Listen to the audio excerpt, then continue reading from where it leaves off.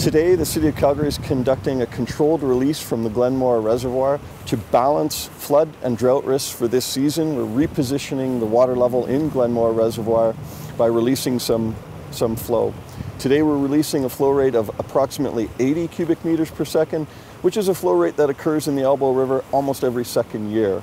The water level has risen about a meter compared to having risen 4, 5, 6 meters during the 2013 flood.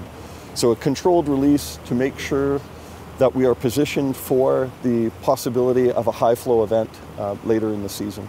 We expect it to stay at these levels through the afternoon, about another 4 or 5 hours, and then recede back to conditions later this evening and overnight that were similar to what Calgarians would have noticed in the river before this was occurring this morning.